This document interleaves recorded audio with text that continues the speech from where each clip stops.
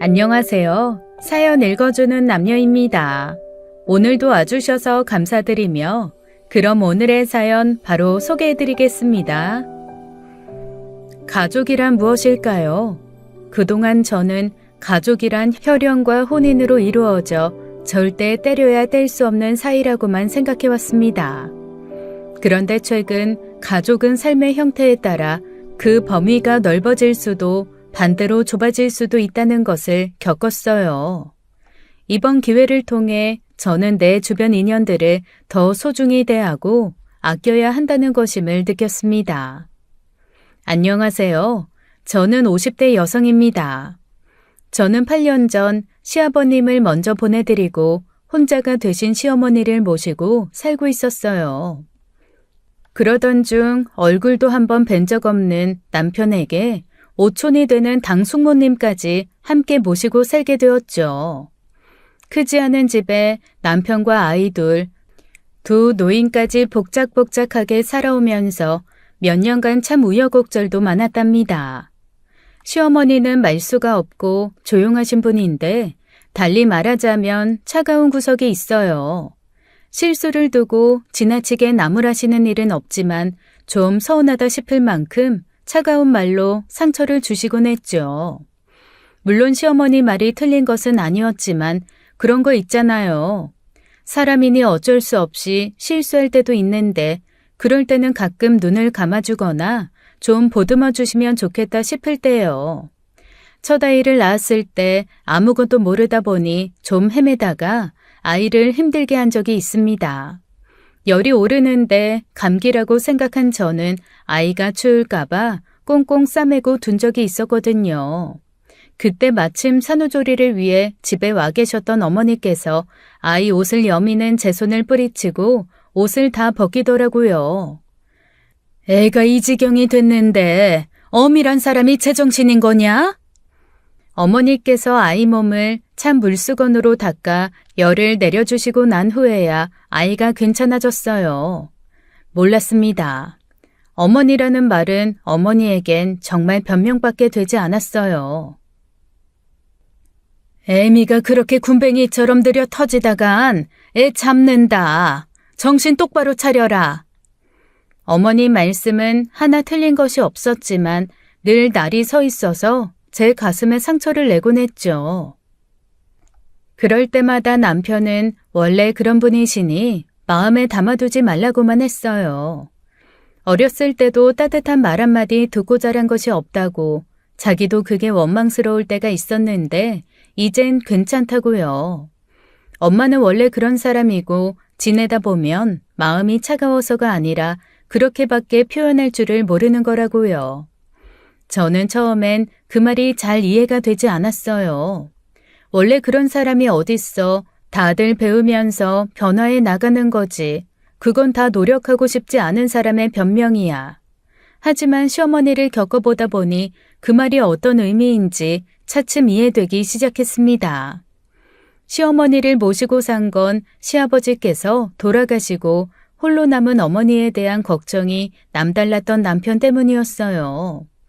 모시느냐 마느냐의 문제도 아니었고 늘 제 의견을 따라주던 남편은 갑자기 모시겠다 못을 바꾼 통보했죠. 그 때문에 싸움이 없던 저희 집에서 처음으로 큰 소리가 오고 갔고 수일 동안 집안 분위기가 냉랭했었어요. 친구는 요즘 누가 시어머니를 모시고 사느냐며 이혼이라는 강수를 두고서라도 버티라고 했죠. 하지만 그게 어디 쉽나요? 저도 평소엔 애들 때문에 이혼을 못한다는 사람들을 보면서 애들을 핑계로 쓰네 하고 생각했거든요. 근데 막상 다 때려치우고 어디 진짜 이혼할까라고 마음을 먹어보니 가장 먼저 애들 얼굴이 떠오르더라고요. 이혼한다고 해서 아이들을 안 만날 것도 아니고 아이들이 그렇게 불행해질 것 같지도 않은데 말이에요. 남편이 그렇게 전에 없던 고집을 부리는 것도 이유는 있었습니다. 시어머니께서는 남편이 태어나고 자란 시골집에서 살고 있었는데요. 겨울에 수도가에서 샘물이 마당으로 흘러 얼어 있었는데 시어머니가 그만 그 얼음에 미끄러지신 거예요. 그 추운 겨울에 함께 사는 사람도 없다 보니 발견이 늦어져서 하마터면 큰일 날 뻔했죠. 담이 높아 지나가는 사람에게도 눈에 띄기 어려웠는데 마침 옆집 아주머니께서 발견하시고 119에 신고해 주셨어요. 시어머니께서는 저체온증에 허리를 크게 다치셔서 며칠 병원 신세를 지셨습니다. 시어머니는 4남매를 두었는데 저희 남편은 그중 셋째였고 개중엔 가장 효자예요. 첫째 형님께서는 미국에 이민 가신 지 오래고 둘째 아주버님은 서울에, 막내는 제주도에 살고 있었죠. 그나마 저희가 어머님 시골이랑 가까운 편이긴 했지만 자주 오고 갈 정도의 거리도 아니었고요. 자식이 넷인데 혼자 있는 것이 마음이 놓이지 않는다고 집으로 모시겠다고 하는 사람은 저희 남편뿐이었습니다. 어머니, 저희 집으로 갑시다. 그렇게 혼자 있다가 또 다치면 어쩌시려고 그래요. 됐다. 살다 보면 그런 일도 있는 거지. 요난 떨지 말아라. 됐고요. 어머님 병원에 계시는 동안 시골집 팔아버렸으니까 그렇게 아시고 태어나면 우리 집으로 가요. 뭐? 그 집이 어떤 집인데 팔아? 너 미쳤냐? 어차피 다 낡아 빠져 쓰러진 집 무슨 미련이 남는다고 그래요. 잠만 말고 그런 줄 아세요. 물론 시어머니 앞으로 된 집을 팔아버렸다는 남편의 말은 거짓말이었어요. 아무리 부모라지만 남의 명의 재산을 그렇게 쉽게 팔 수가 있나요? 하지만 광복에 태어나 지금까지 살아오시면서 세상이 천지개벽이라도 한 줄 아시는 어머니께서는 믿으신 거죠. 갈 곳이 없다고 하니 별 수 없이 저희 집에 오시면서도 남편에게 화가 나 2달간 말을 안 하셨어요. 그제야 별 수 없이 어머니 모시려고 한 거짓말이다 고백한 거죠. 그런 거 보면 저희 남편 시어머니를 닮은 겁니다. 시어머니만큼은 아니었지만 냉정하고 모진 소리가 필요할 때는 사람이 그렇게 차가워요. 그 집 팔아버렸다는 말 한마디에 어머님께서 얼마나 속을 끓이셨는지 2달 사이에 살이 쏙 빠지셨거든요.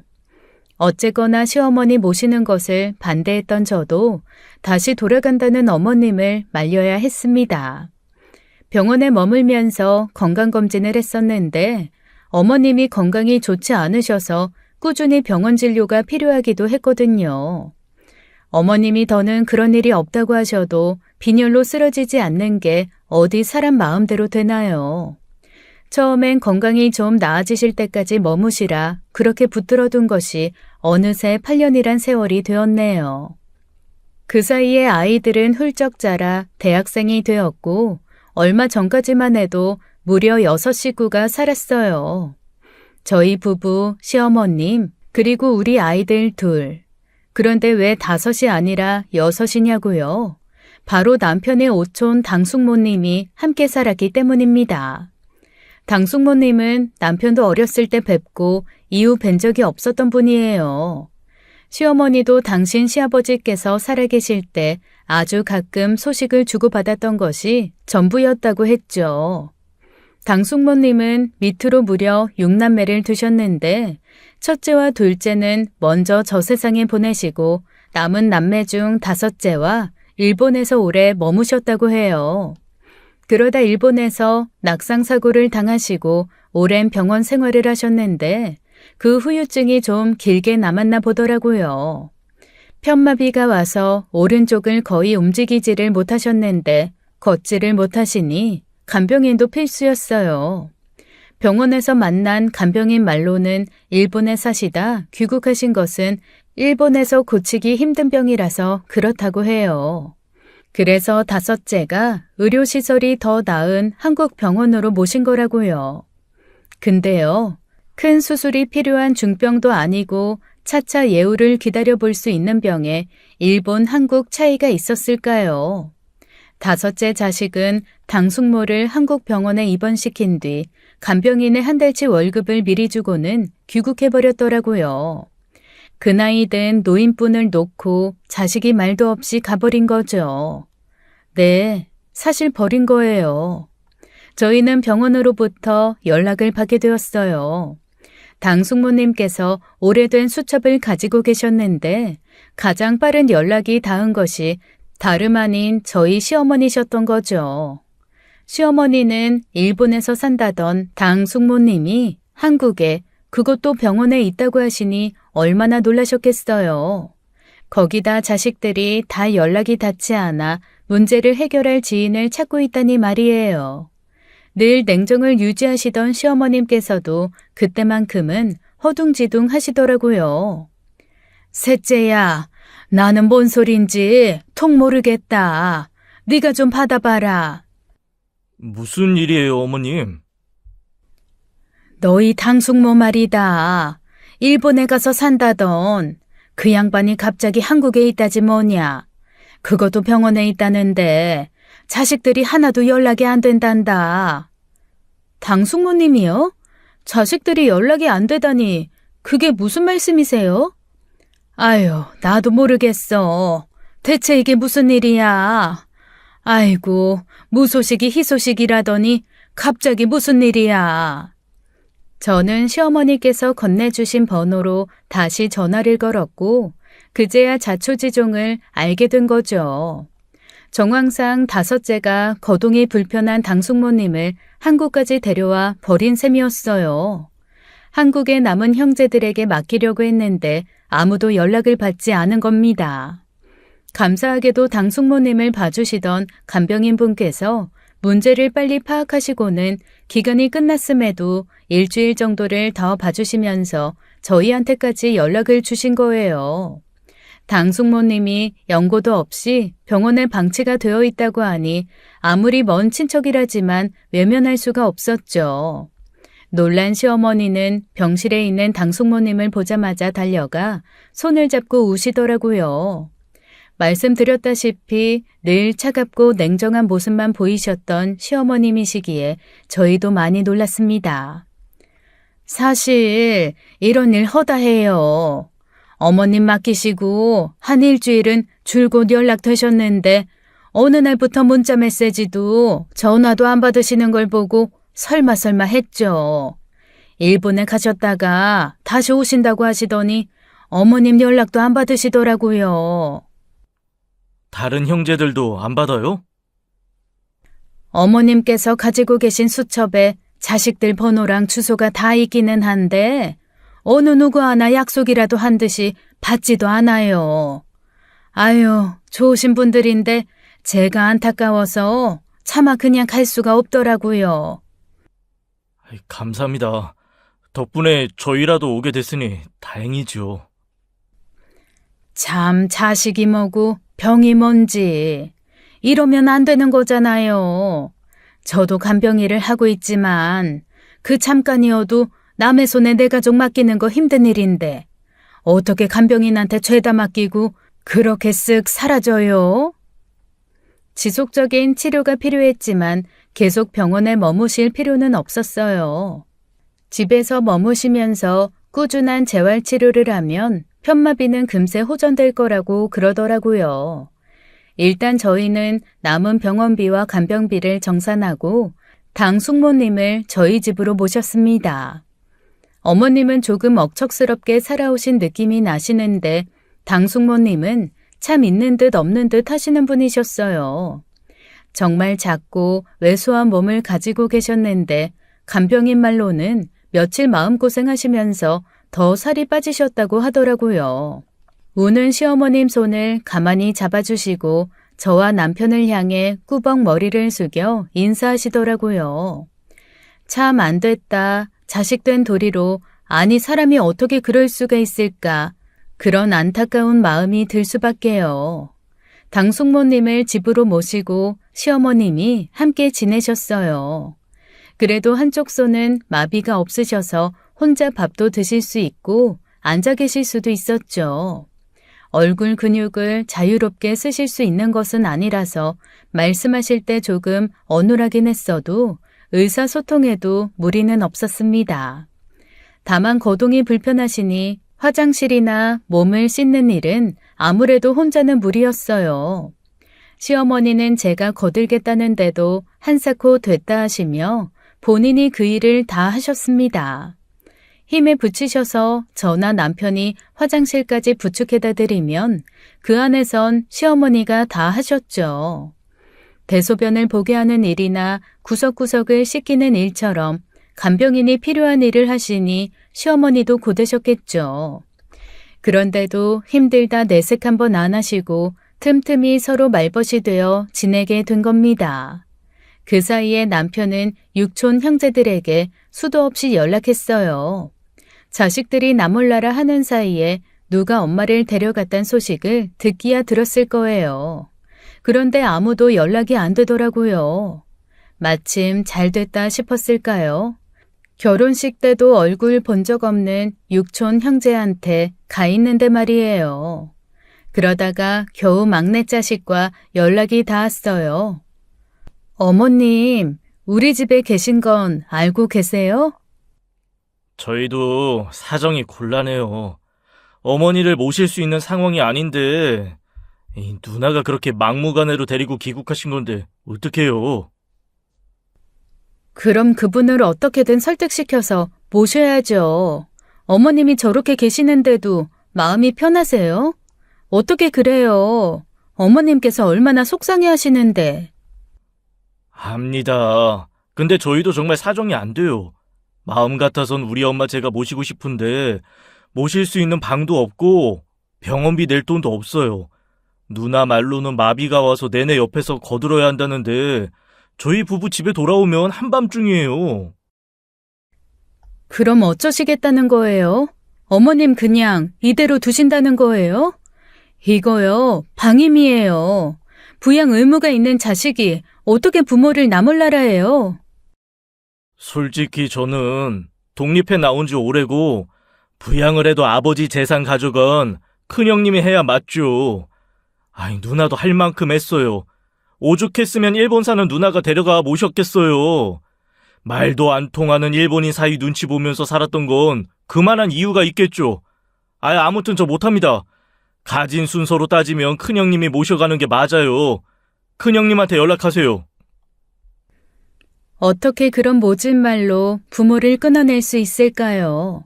그렇게까지 말할 수 있는 것은 정말 부모와 자식 간의 연을 끊겠다고 한 말이었겠죠. 당장에 부양하는 자식이 없으면 저대로 돌아가실 수도 있는 건데 그건 생각을 못했을까요? 아니요, 했을 겁니다. 나보다 부모의 재산을 더 가져간 형제에게 책임이나 죄책감을 떠넘기면 그만이었으니까요. 전화 통화는 밖에 나가 몰래 했고 집에서는 당숙모님의 자식들 이야기는 안 하려고 했지만 어찌 모르실까요? 원래 성정이 남들에게 싫은 내색 안 하시고 다 품는 분이시라고 하시더라고요. 당숙모님은 맏며느리로 시아버님을 모시고 살았는데 당숙모님이 혼자가 된 후 둘째가 시아버님을 모셔갔다고 해요. 당숙모님을 아시는 분을 계속 찾아다니면서 놀랍게도 당숙모님의 시아버님께서 아직 살아계시다는 걸 알았어요. 남편에게는 큰할아버지가 되는 분이셨죠. 100이 가까운 연세에 여전히 둘째 아들의 집에서 머물고 계신다고 하더라고요. 제대로 상황 설명이 필요할 것 같아 그나마 대화가 통하는 큰할아버님 가족들을 찾아갔었습니다. 그런데 상황은 나아질 것도 없었어요. 큰할아버님이나 당숙모님이나 누가 누굴 돌볼 처지가 아니니까요. 그렇다고 그들의 자식들에게 부양하라고 할 수도 없는 노릇이잖아요. 큰할아버님은 연세가 있으셔서 시력도 청력도 많이 안 좋아지셨다고는 하지만 기억력이 참 좋으셨어요. 맏며느리 이야기라니 추내 말이냐 하고 대번에 기억해내셨죠. 큰아들이 살아있을 적엔 맏며느리와 함께 살다가 둘째 아들과 함께 산 지는 10년밖에 되지 않았다고 하더라고요. 그러니까 당숙모님이 결혼하신 후 줄곧 모시고 산 세월이 그리 짧지만은 않았던 겁니다. 큰할아버님께서는 당숙모님이 잘 계신다 그렇게 말씀드렸지만 노인이라고 눈치가 없을까요? 자식들이 넌지시 한숨과 함께 어두운 낯빛으로 한 이야기에 다 눈치채셨겠죠. 누구 하나 안타까운 마음이 없는 사람은 없었지만 달리 해결 방도도 없었습니다. 큰아버님의 자식분들이 자기가 나서서 연락해보겠다고 나서주신 것만으로도 감사했죠. 어쨌거나 당장 모시고 갈 자식이 없으니 저희 집에서 머무는 것밖에는 방법이 없었습니다. 시어머님도 대놓고 부탁은 안 하시지만 넌지시 당신이 하고 싶다고 하셨고요. 남편은 회사에 가고 저는 아이들이 다 커서 상대적으로 바쁜 건 아니었지만 파트타임 아르바이트를 하고 있었어요. 대학까지 보내놨으니 결혼은 너네가 알아서 해라라고 했지만 부모 마음이 또 그렇지가 않잖아요. 결혼할 때 조금이나마 보탬이 됐으면 하는 마음에서 넣기 시작한 적금이 있는데 그걸 메꾸려면 일을 해야 했어요. 하루에 4시간 정도 아는 지인의 카페에서 설거지나 서빙을 하는 일이라 어렵지는 않았죠. 카페 이용 고객들이 주로 연령층이 있다 보니 제 나이 또래에 제가 있는 걸 더 좋아하시기도 했고요. 저도 사람들이 어울리며 보내는 그 시간이 좋기도 했어요. 물론 필요하다면 제가 일을 그만두고 두 분의 편의를 위해 집에 머무르는 것이 좋겠죠. 당신, 일을 좀 쉬는 건 어때? 어머니 혼자서 당숙모님 힘에 부치실 텐데. 나도 어떻게 해야 하나 고민 중인데 그게 쉽지는 않네. 애들 앞으로 다달이 들어가는 적금이 50인데 당장 일을 쉬면 그걸 어떻게 메꿔.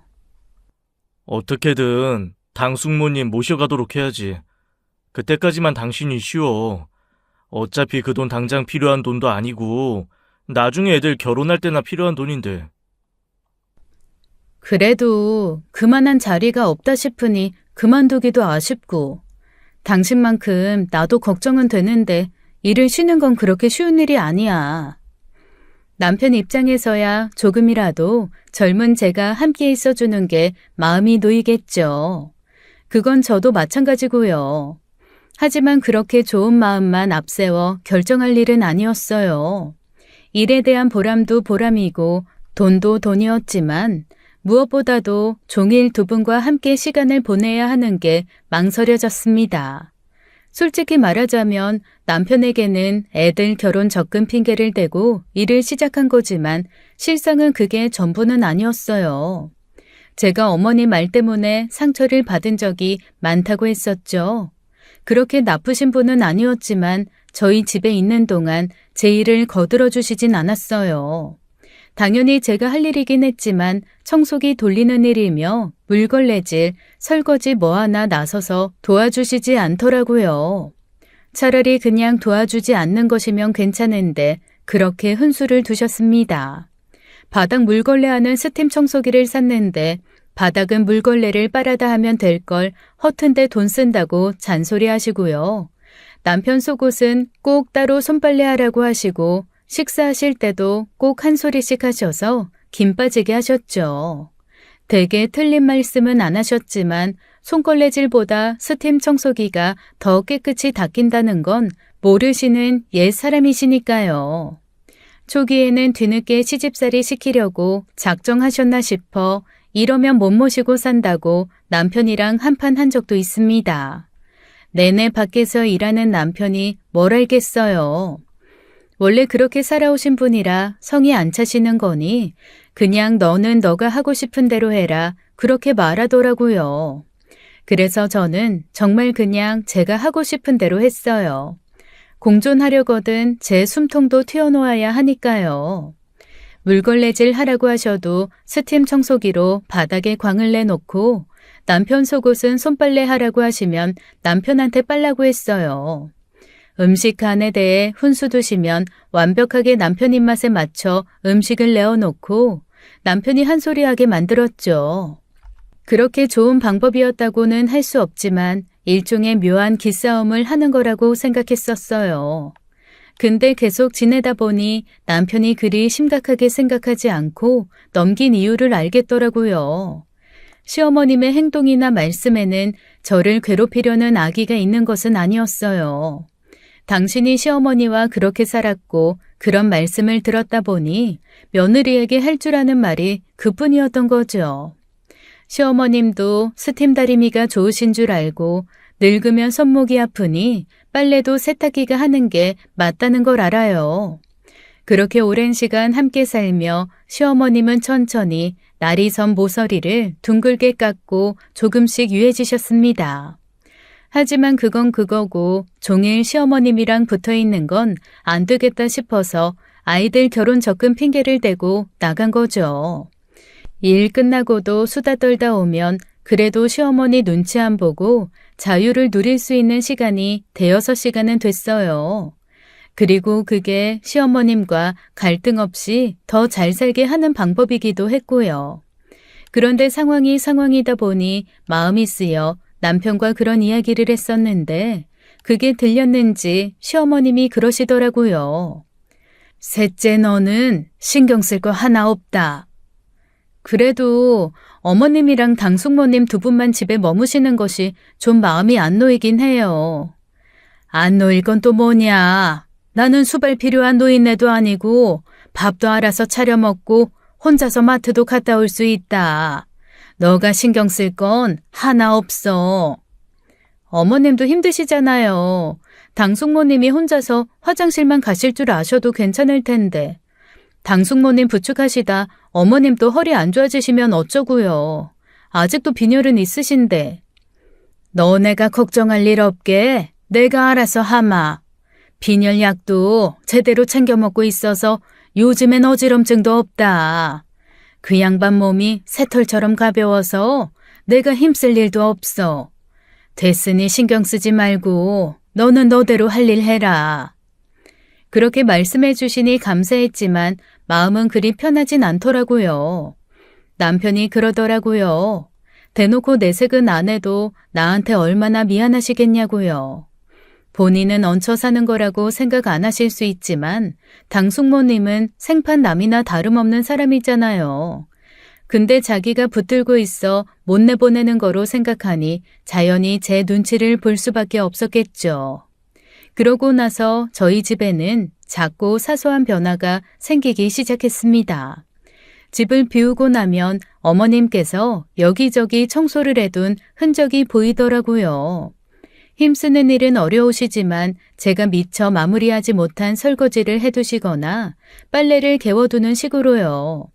저는 내심 감사하면서도 시어머니께서 너무 눈치를 보시나 싶어 그러지 마시라고 하셨는데도 계속 하셨어요. 그리고 무엇보다도 놀랐던 건 시어머니께서 웃기 시작하셨다는 겁니다.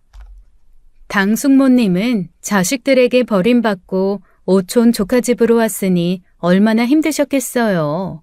그런 당숙모님을 웃게 하시려고 옛날 이야기도 꺼내시고 드라마도 함께 보시며 일부러 웃으시고 했어요. 하지만 당숙모님은 성향도 원체 말수도 없고 조용하신데 상황이 그러다 보니 눈치를 엄청 보시는 거예요. 한 번은 자면서 이불에 크게 실수를 하셨어요. 이불도 이불이지만 매트리스가 다 젖어서 말려야 했는데 그건 시어머님이 할 수 있는 일도 아니셨죠. 시어머니께서 어떻게든 본인이 다 하신다 하셨지만 겨울 이불은 좀 두툼한가요? 이불을 들어 세탁기로 가져가는 것도 힘에 부치셨어요. 결국 저와 남편이 나서서 뒷정리를 다 했는데 그때 당숙모님이 우시더라고요. 몸이 불편한 노인이 그럴 수도 있지라는 마음이 있어 별로 대수롭지는 않았어요.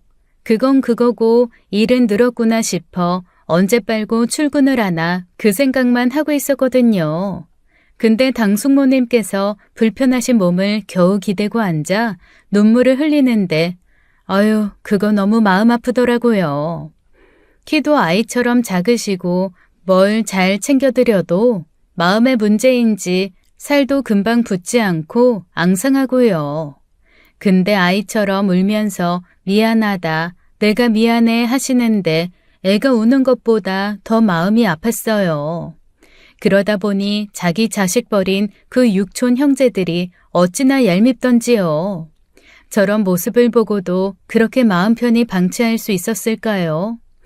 참 사는 게 뭐라고요. 아무리 형편이 어렵다고 한들 불쌍한 부모를 저렇게 둘 수 있는 걸까요? 저는 당숙모님 안아드리면서 괜찮다고 울지 마시라고 위로해드렸습니다. 나이 든 게 뭐가 죄인가요? 사람은 다 늙어요. 저도 늙고 남편도 늙고 결국 우리 아이들도 늙을 겁니다. 젊어 자식들을 위해 그렇게 애를 쓰며 살았는데 부모가 똑같이 아이처럼 힘이 없어질 땐 그렇게 버림도 받아요. 자식은 왜 나를 낳았냐? 부모 역할 못하는 부모 탓이라도 하지. 우리 당숙모님 같은 분은 자식 원망도 안 합니다. 일본 생활이 어땠는지 본 적은 없지만 말도 안 통하는 일본 딸네 집에 가서 산 세월이 눈에 훤히 보이더라고요. 당숙모님을 보면서 어쩌면 한국에 오면 버려질지도 모른다고 생각했을지도 모른다는 생각도 들더라고요. 처음 병원으로 당숙모님을 찾아갔을 때 저는 그 표정이 상처받은 거라고 생각했는데 지금 생각해보니 달랐어요. 그건 마치 예견된 일을 받아들일 준비가 된 의연한 표정이었죠. 그렇다고 저희와 연이다 함께 지내게 되실 것까지는 예측하지 못한 것 같지만요. 여하튼 그 모습은 저에게도 너무 마음이 아픈 일이라 저는 좀 더 당숙모님을 가까이 챙기기 시작했습니다. 시어머니께서 내색을 안 하셔서 그렇지 얼마나 힘드셨겠어요. 아무리 집안일하지만 힘드신데 너무 왔다 갔다 하지 마시라고 방에 캠핑용 소변기 놔드렸어요. 밤에는 아무리 조심한다고 해도 실수하실 수 있으니 기저귀 착용해 보시라고 편하고 소재 좋은 거 사드리고요. 병원 오고 가며 꾸준히 재활치료도 받으시고 시어머님이 밀기 좋은 더 좋은 휠체어도 사드렸어요. 저희가 없어도 날이 좋은 날 아파트 단지 구경도 하시고 어느새 같은 단지 내에서 친구도 만드셨더라고요. 그렇게 지내다 보니 차츰 몸이 좋아지시고 놀랍게도 딱 2년 차에 마비 증세가 거의 없어지셨습니다. 어머님과 손잡고 걸어 다니시고 제가 일하는 카페에 두 분이 오셔서 여름이면 빙수도 드셨죠. 당숙모님께서 팥빙수를 참 좋아하셨어요. 요즘 빙수는 옛날 빙수랑 달리 부드럽고 더 고소하다면서요. 봄이면 봄꽃놀이도 가시고 여름이면 시원한 계곡 근처로 피서도 갔죠. 당숙모님이 없을 때도 그렇게 살았는데 시어머님은 날이 갈수록 표정이 좋아지셨어요. 늘 차갑게 셋째야 하고 이르던 어머님께선 마치 저를 당숙모님 대하듯 부드러운 목소리로 부르시기도 했죠. 건강해진 당숙모님도 차츰 웃음을 되찾으시고 한 번씩 제 얼굴을 만지시며 셋째는 참 곱다 그런 말씀도 했어요. 그러니 저도 차츰 모시길 잘했다 하게 될 수밖에요. 아마 그때 저희 일이 아니라고 생각하면서 외면했더라면 평생 마음에 남았을 겁니다. 시어머님은 더 하셨겠죠. 지금처럼 저렇게 마음 편한 웃음 보이시는 일도 없으셨을 거고요. 그렇게 함께 지내는 5년 동안 저희는 가족이 되었어요. 당숙모님이 안 계시는 집은 상상도 할 수가 없게 되었죠. 육촌 형제들이요. 그때까지도 연락 한 번이 없었습니다. 믿어지시나요? 100번 양보해서 형편이 어려워 그렇게 맡겨둘 수는 있다고 쳐요. 그러면 적어도 명절에 연락이라도 드려야 하는 건 아닌가요? 어떻게 5년 동안 남은 형제가 단 한 번의 연락도 없을 수가 있었을까요? 아, 놓고 갔다던 그 일본에 사는 딸은 한 번 연락이 있기는 했습니다. 행여나 데리고 가라고 할까봐 버럭버럭 화를 내면서 괜히 저한테 하소연을 하더라고요. 내가 엄마 때문에 얼마나 힘들었는지 알아요? 한국 살아도 힘든 일을 일본까지 데려와서 남편 눈치 보면서도 내내 돌봤어요. 말도 안 통하면서 밖에 나가서 길 잃어버려서 경찰서 불려가게 만들고 일본 돈 계산할 줄도 모르면서 마트 갔다가 사고치고 나라고 얼마나 편했겠느냐고요. 근데 병수발까지 들라고요? 참 염치도 없지 그것들. 큰오빠한테 연락하세요. 저는 이제 몰라요. 그렇게 저는 대답할 틈도 없이 자기가 얼마나 힘들게 살았는지 이야기하기 바빴습니다. 그리고는 앞으로 죽었다고 생각하고 살 테니 절대 자기한테 연락은 하지 말라더라고요. 그러다 보니 차츰 기대도 사라졌어요. 우리 집에서 저희 가족도 당숙모님도 서로에게 익숙해졌다는 것이 얼마나 다행인지요. 누구도 불행하지 않고 오히려 행복을 하나 더 얻은 기분으로 살아갔으니까요. 저는 당숙모님이 저희 집에서 돌아가실 때까지 모실 생각이었습니다. 저에게는 또 하나의 어머님이나 다름없으셨으니까요. 시어머님이 먼저 돌아가시더라도 제가 끝까지 모시려고 했어요. 당숙모님은 어느새 저에게 그런 분이 되셨으니까요. 그런데요, 참 그 자식이라는 게 끝까지 부모 속을 그렇게 뒤집어 놓더라고요. 어느 날 큰할아버님의 부고 소식이 온 겁니다. 당숙모님을 모시고 가려고 했는데 당숙모님은 안 가시겠다고 하시더라고요. 시아버지에 대한 명복은 혼자서도 충분히 빌겠다고 그냥 안 가고 싶으시다고요. 왜 안 가고 싶으셨겠어요?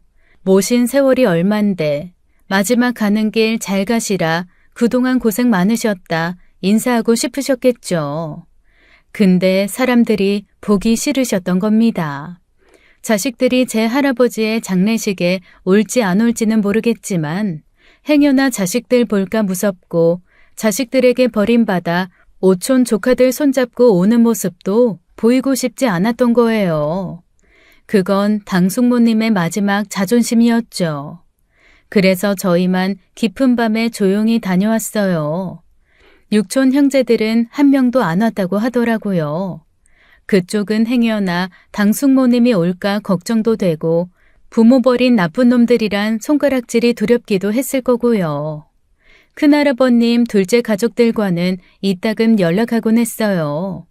당숙모님이 많이 호전되셔서 거동도 하시고 잘 지내신다고 하니 좋은 일 하는 거라고 복 받을 거라고 하시더라고요. 칭찬받으려고 한 일은 아니었지만 그렇게 말씀이라도 해주시니 감사했죠. 그리고 저희를 더 조용한 곳으로 따로 불러 말씀하시더라고요. 큰할아버님이 돌아가시면서 유산을 정리하셨는데 그중 하나를 당숙모님 앞으로 물려주시겠다고 하셨다고요.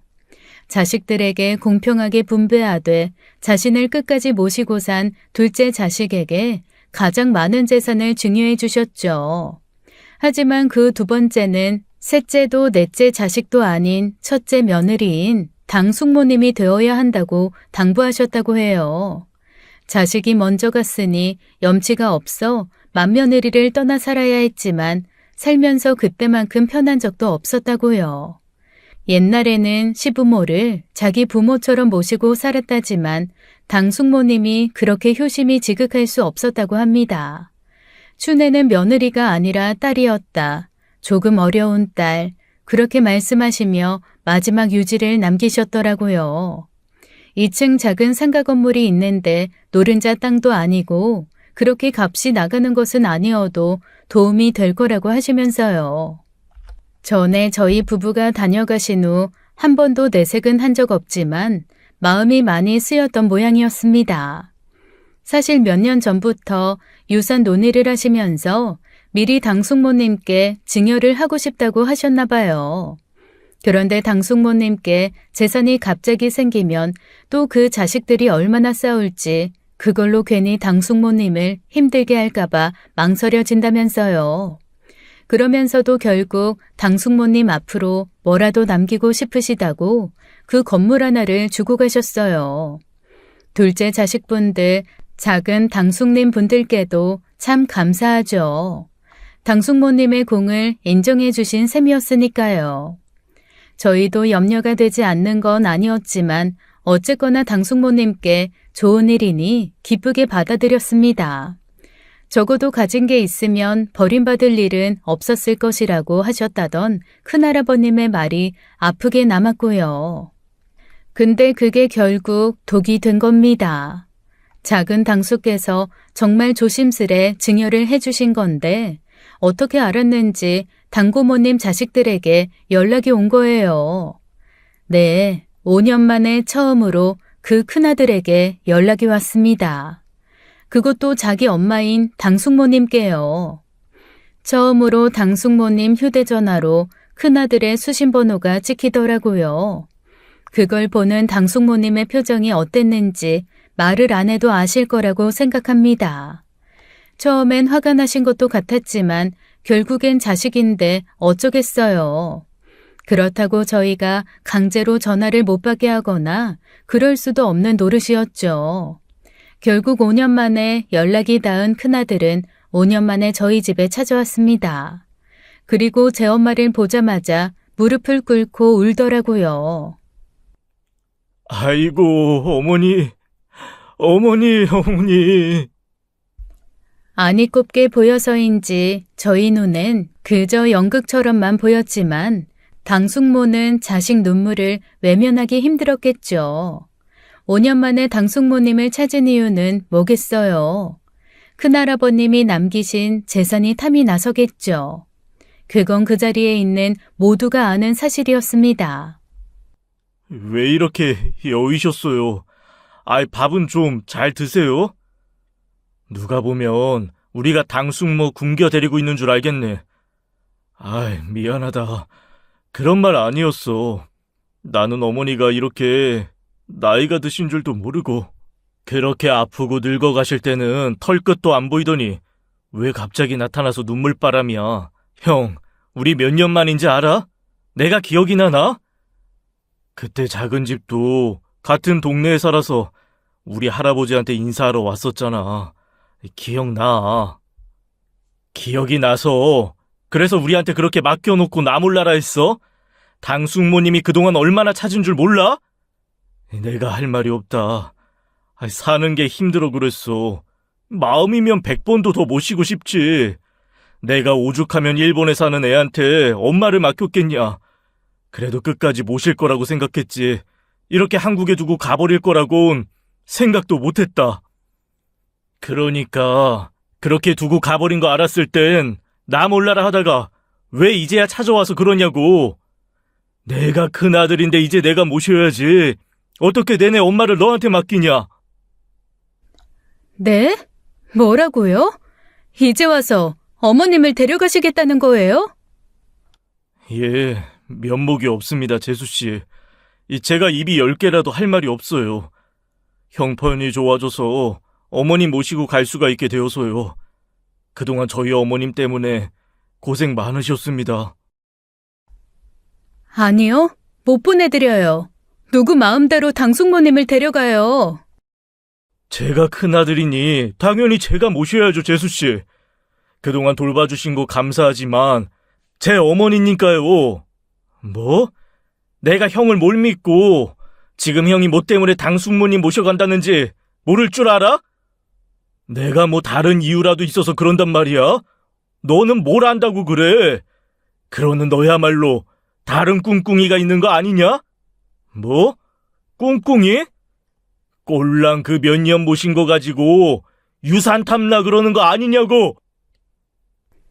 거실은 순식간에 아수라장이 되었습니다. 그 두 재종 형제는 근 50여 년 만에 만나 그렇게 멱살잡이를 한 거죠. 네가 그러고도 자식이냐, 인간의 탈을 쓰고 어떻게 그럴 수가 있냐는 남편의 말에 뭐 달리 대꾸는 못하더라고요. 마치 자격과 지위로 누르기라도 하려는 듯 내내 자기가 큰아들이다라는 말만 했어요. 그렇게 쫓아내듯 큰아들을 내보냈습니다. 그리고 태풍이 왔다 간 듯 고요한 집에서 당숙모님은 난리가 난 거실을 묵묵히 치우셨죠. 당숙모님 앞에서 그런 모습 보이고 싶지 않았는데 화가 나 참을 수가 있었을까요? 뻔한 목적을 가지고 안면 몰수를 한 채 찾아와 자기가 모셔가겠다는데 어떻게 선뜻 그러세요 하겠냐고요. 절대 가시지 않을 거라고 생각하면서도 내심 가시면 어쩌나 걱정이 컸어요. 그렇게 가셔도 절대로 대접해 주실 분도 아니고 마음고생만 시킬 것이 뻔했으니까요. 큰할아버님이 물려주신 재산이요. 그런 건 바라지도 않습니다. 제가 모실 테니 유산 문제는 나중에 알아서 하시라 그렇게 말씀도 드려봤죠. 그런데 당숙모님을 데리고 있는 동안 저희가 재산을 어떻게 하기라도 할까봐 아주 걱정이 되는 모양이더라고요. 재산 문제가 아니라 마지막으로 자식 노릇 좀 제대로 해보려고 그런다고 끈질기게 전화도 왔어요. 그렇게 여러 날을 시달리던 중 당숙모님이 저희를 부르시더라고요. 결단을 내리셨나? 근데 그렇게 나를 잡아 마음먹고 부르니 많이 불안했습니다. 아니나 다를까 당숙모님은 큰아들을 따라가시겠다고 하더라고요. 뭐라 드릴 말씀이 없더라고요. 정말 가시겠냐, 가셔서 매우 힘드실 수도 있다 말씀드렸지만 이미 마음 먹으셨다고요. 5년이 길다면 길고 짧다면 짧은 시간이지만 그 사이에 말도 못하게 정이 들어 너무 서운하더라고요. 그래도 자식 따라가겠다고 하니 어쩌겠습니까마는 못내 아쉽고 마음이 아프고 그랬어요. 당숙모님도 저희를 친자식처럼 대해주시긴 했지만 그래도 마음이 쓰였겠죠. 제가 마음으로 다해 모시겠다 해도 남은 남이니까요. 남편이 설득을 하려고 하다가 결국 포기하더라고요. 시어머니께서도 당신이 안 된다 해봤지만 이미 마음을 굳히신 것 같다고 포기하라시고요. 아무리 철천지 원수 같아도 부모한테 자식은 영원한 자식이다 하시면서요. 당숙모님이 떠나신 후 오랫동안 집은 커다란 구멍이라도 생긴 듯이 허전했습니다. 시어머니의 얼굴에 웃음이 사라진 것은 두말할 것도 없고요. 그래도 매일같이 연락을 드렸는데 어느 순간부터는 저희 연락도 받지 않으시더라고요. 잘 있으시나 걱정돼서 찾아뵌 적도 있는데 그쪽에서 마치 자식들을 학대범 취급한다고 더는 오지 말라더라고요. 그래도 친구처럼 지내신 두 분은 만나게 해드려야 하는 거 아니냐고 두 분만 달에 한 번씩 만나곤 했습니다. 참 그래요. 사람이 든 자리는 몰라도 난 자리는 안다고 아이 같은 당고모님 그 한 분 난 자리가 크더라고요. 그렇게 몇 달을 지내다가 청천벽력 같은 소식이 들려왔습니다. 당숙모님께서 간암이시라는 거예요. 그것도 매우 위험한 상태로 저희가 급하게 찾아뵀을 때는 얼굴이 어찌나 시커매졌는지 알아보기도 힘들었습니다. 대체 이 지경이 될 때까지 뭘 하고 있었던 거야? 네가 그러고도 자식이야? 내가 병을 갖다 키운 것도 아니고 갑자기 몸이 안 좋아지신 걸 어쩌라고. 그러는 너야말로 제대로 모셨으면 이런 일 없었을 거 아니야. 호인 흉내나 낸답시고 방치한 건 너 아니야? 뭐? 이게 진짜... 병원에도 난동 아닌 난동을 부리게 되는 바람에 쫓겨날 뻔도 했죠.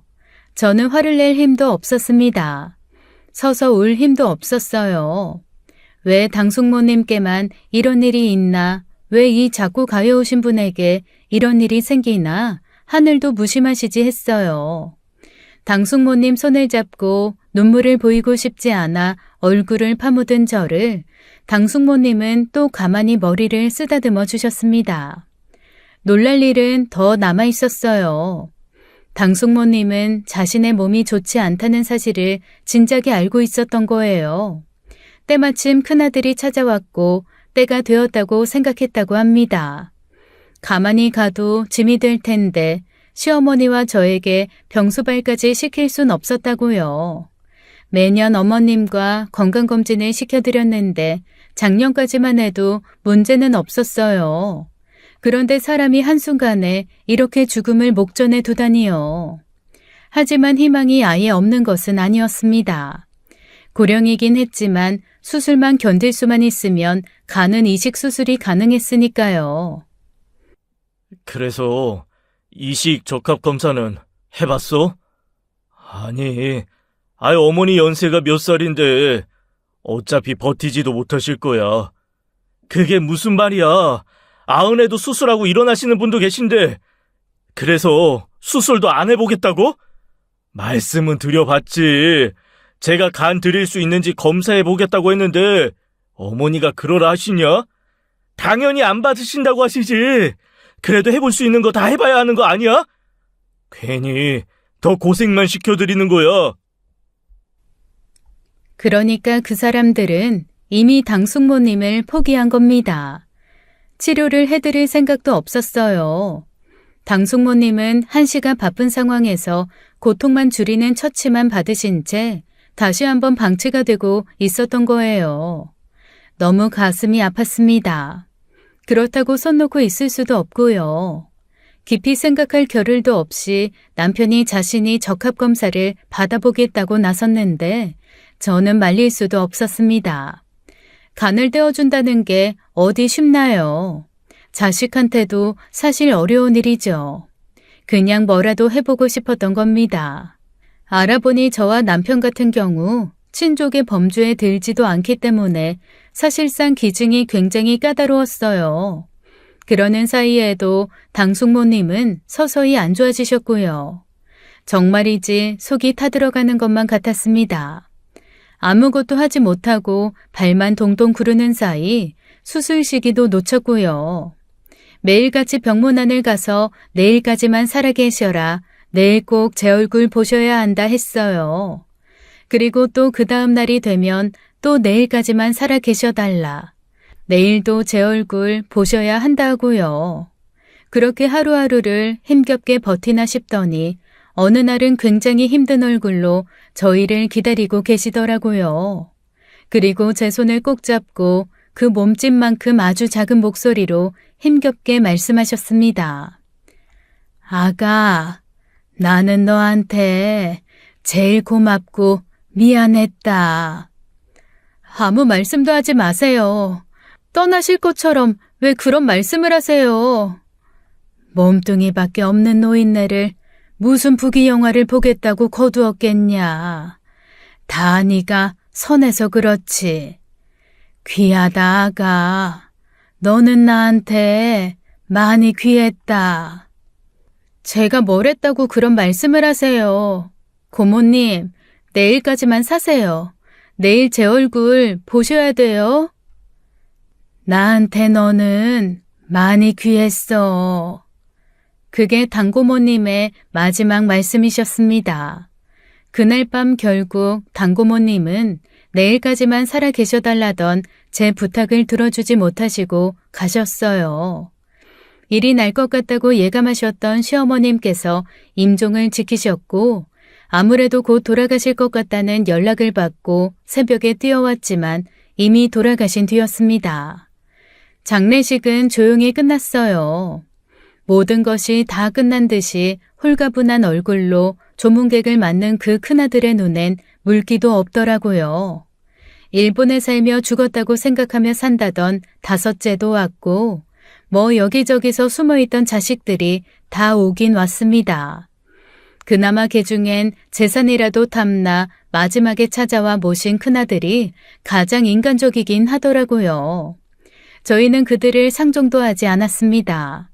그동안 고마웠다, 감사했다 같은 인사치레를 바라지도 않았지만 끝까지 뻔뻔하게 조의금이나 나누던 그들이 인간 같지도 않더라고요. 당숙모님 살아생전 자신과 함께할 때도 많이 외로우셨겠다 했어요. 그렇게 모든 절차를 끝내고 집으로 돌아왔죠. 당숙모님의 빈자리는 항상 느끼고 있었지만 이제 정말 영영 빈자리로 남겨둬야 한다는 생각에 마음은 울적했습니다. 시어머니는 하루에도 몇 번씩이나 당숙모님 사진을 보고 닦고 또 닦았어요. 시어머님의 부탁으로 두 분이 지난 봄꽃 축제에서 함께 찍으신 사진을 크게 인화해 드렸거든요. 사실 시어머님에게도 당숙모님은 그리 가깝거나 애틋한 사람은 아니었다고 합니다. 같은 동네에 살았다 보니 친척을 떠나 그냥 한 동네 사람이었던 사람이라고 생각하고 살았었는데 병원에 덩그러니 앉아있는 것을 보니 세상에 그렇게 가여운 사람이 없었다고 해요. 제가 끝까지 반대를 하면 둘이 나가서 어떻게든 살아보려고도 했다고 합니다. 이상한 책임감이 든 것을 보니 우리 뒤늦게 가족이 되려 그랬나 보다고 그런 말씀을 하시더라고요. 고된 세대를 살아오신 분들이 느낄 수 있는 유대감 같은 것이었겠죠. 그리고 제 손을 잡으시곤 참 고마웠다 그러시더라고요. 갈 곳이 없어 고향을 떠나 일본까지 가서 살면서도 내내 딸의 말도 안 통하는 일본인 사위에 눈치 많이 봤다고요. 그래서 내심 자신을 한국으로 보내는 것이 좋았다고 했더랍니다. 버림받더라도 고향 땅이니 어떻게든 사라지겠지 하고요. 당숙모님이 저희 집에 머물면서 마음이 편했다, 참 좋았다 하셨던 말들은 진심이셨던 겁니다. 그렇게 우리는 우리 나름대로 당숙모님을 기억하고 기리며 하루하루를 보내고 있었습니다. 그런데 어느 날이었어요. 당숙모님이 살아계셨을 때는 한 번도 찾아오지 않았던 당숙모님의 자식들이 갑자기 집에 쳐들어온 겁니다. 이건 또 무슨 경우야? 우리가 계속 얼굴 보고 살 사이인가? 이거 뭡니까? 대체 이게 뭐냐고요? 그분은 우리 시어머니를 상대로 불같이 화를 내고 있었습니다. 저희는 모르는 일이라 대체 무슨 말인지 어리둥절했죠.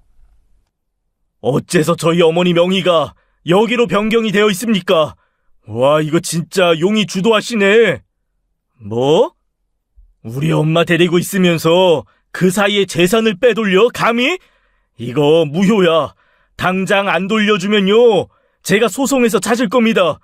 우리 엄마 재산을 그쪽이 뭔데 가져갑니까?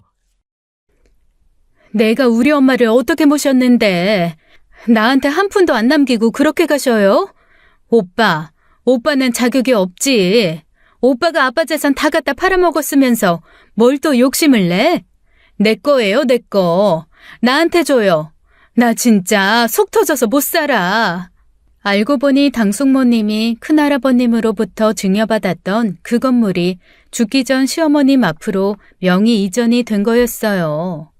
시어머님은 끝까지 마다하셨지만 당신에게 드리는 게 아니라 나중에 저희한테 남기는 거라고 밀어붙이신 거죠. 노인들이 자기들끼리 하기 어려우니 둘째 당숙네 도움을 받아 감쪽같이 명의를 바꾸어 놓은 겁니다. 사정을 하신 둘째 당숙네가 모든 걸 도맡아 처리를 끝내놓으셨더라고요. 아주 괘씸한 것들이라고 절대 그 녀석들 앞으로 남기지 말라고 하시면서요. 그리고 뒤늦게 유산 정리를 하던 자식들이 그 사실을 알고 저희 집으로 쫓아온 겁니다. 그 사이 말없이 앉아 계시던 시어머님께서 핸드폰을 만지작거리시더니 뭔가 보여주시더라고요. 그것은 시어머님 휴대전화로 찍은 당숙모님의 모습이었어요. 저희도 몰랐던 영상이었습니다. 홍민이, 홍철이, 홍옥이, 홍석이, 내 자식으로 태어나 고생 많았다. 나는 가끔 여름이면 너희 육형제가 개울가에서 옹기종기 모여 놀던 그때가 생각난다. 원래 살다 보면 고된 일도 있고 그러지 말아야지 하면서도 내 마음처럼 안 되는 일이 있는 거다. 짐이 되어 미안했다. 나는 먼저 간 첫째와 둘째 놈 볼 생각에 마음이 편하구나. 다만 내가 너무 신세를 많이 져서 그냥 가기가 어려워서 보답을 했으니 내 뜻에 따라주면 좋겠다. 그 건물은 원래 내 것도 너희 것도 아니었다. 너희 할아버지가 내게 그것을 남긴 것은 날 주기 위함도 너희에게 남기기 위함도 아니었어. 죽기 전 이 신세를 갚을 길이 없어 편히 눈 감지 못할 나를 위해 너희 할아버지가 내게 남긴 선물이지. 나는 먼 옛날 너희 육형제가 모여 즐겁게 웃던 그때의 기억만 가지고 가마.